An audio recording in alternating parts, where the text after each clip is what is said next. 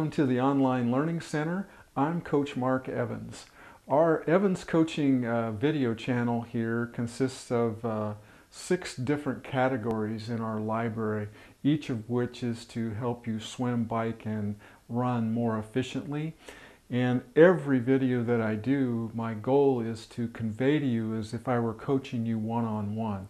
And while I will insert graphics and videos within the videos, the main component is to convey to you how I would coach you as if I were working with you on the pool deck, at the track on your running, or on your bike.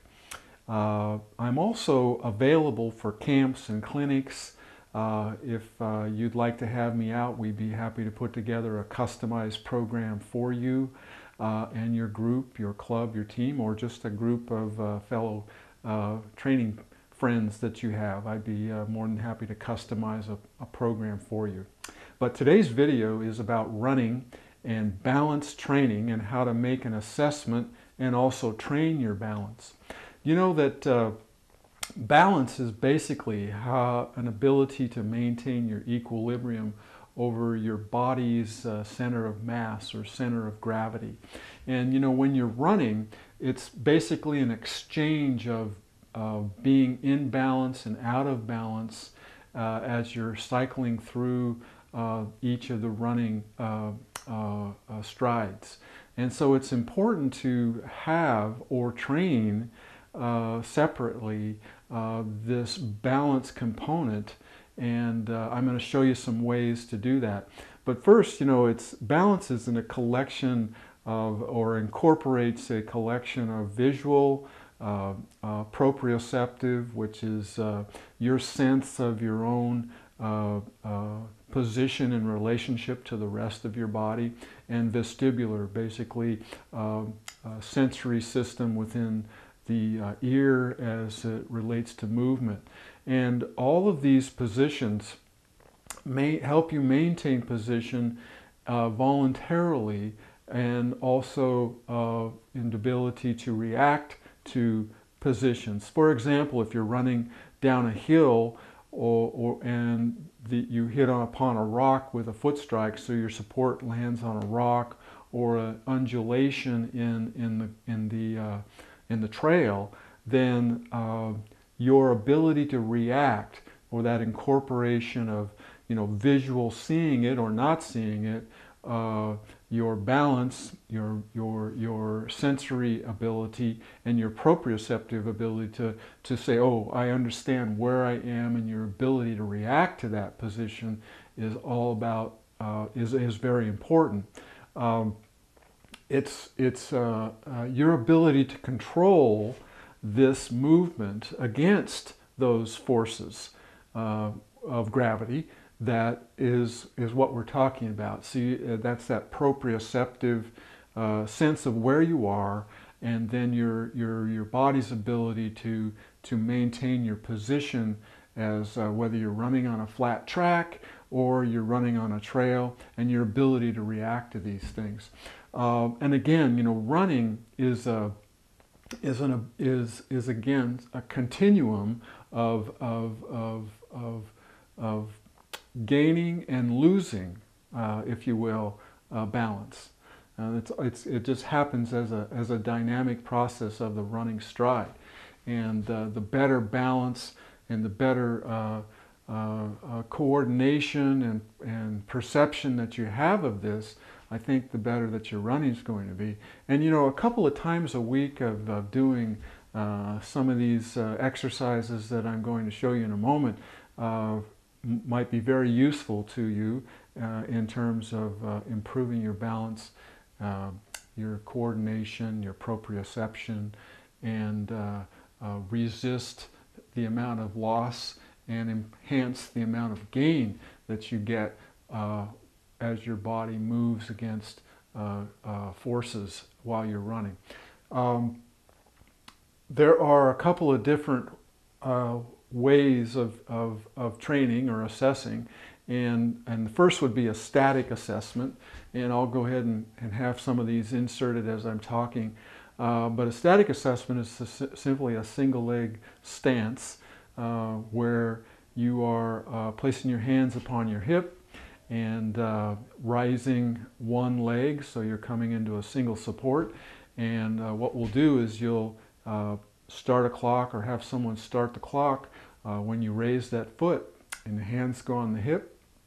And once the elevated foot touches the ground or the hands leave the hip, then the time is over for that particular test. And you'll want to do both sides, and you'll want to test them 3 times on each side, and you'll take the longest duration of both either the of both of those, left or right side. Next, what you'll do is you'll do that same position, except this time you'll have your eyes closed, and closing the eyes elevates the challenge significantly, as the visual contributions to balance are significant.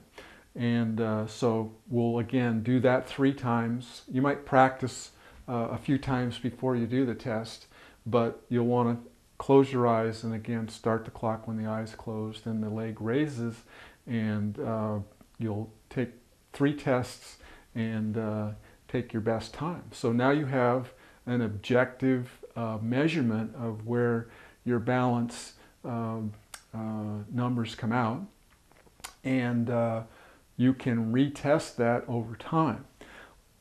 Training this, however, could be done just simply doing that test, foot on the floor, or you might want to add, if let's say, for example, you test out at say 1 minute, and that is fairly comfortable for you, with your eyes open, and maybe 15 or 20 seconds with your eyes closed.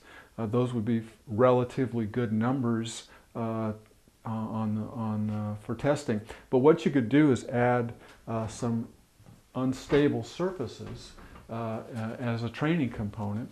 And one thing to do is you could add a foam roller cut in half, and you could start with your foot on top and the flat part on the floor, and then progress to having your foot on top and the rounded part on the floor. So as you're standing, that's going to add a little bit more instability on that. Perhaps the most challenging that I know of is as a disc pillow, and these are available at performbetter.com. I'm not compensated by them, but that's where you can get them. Excellent device. We do a lot of single leg squatting, single leg stance, single leg balance drills using these to combine not only that proprioceptive balance and visual training, but also enhancing the gluteal and muscles as well when we're doing single leg squats and things like this.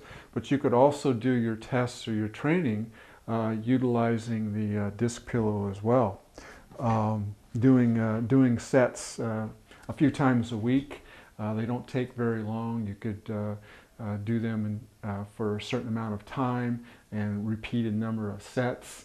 And over time, I think you'll find that your balance, or this maintenance of equilibrium over your body's center of gravity, should actually be improving, and not a bad way to improve a little bit on your gluteal strength.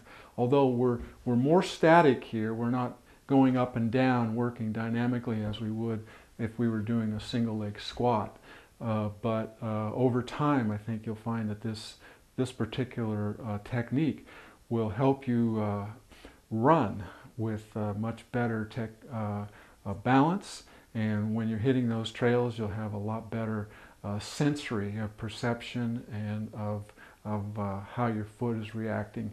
And you know, it's really important, it's very, very important that when you're running is that you keep that foot right under your pelvis as much as you can, and particularly not ever any more less important or more important when you're running uphill or downhill. I see a lot of runners, you know, extending that leg way too far ahead of themselves. Try it, you know, run down a gentle hill and extend very far forward, and you'll feel this break each time you do that. You want to get that foot right under the pelvis, and the same thing when you're running on the flats, and the same thing when you're running uphill. Keep that foot right under your pelvis. And this balance, this equilibrium work will help you get a sense and a feel for what that is supposed to feel like. Well, hoping that this running and balance video helps you make all of your runs a little bit better, and we look forward to seeing all of you once again, and thank you for subscribing. Take care.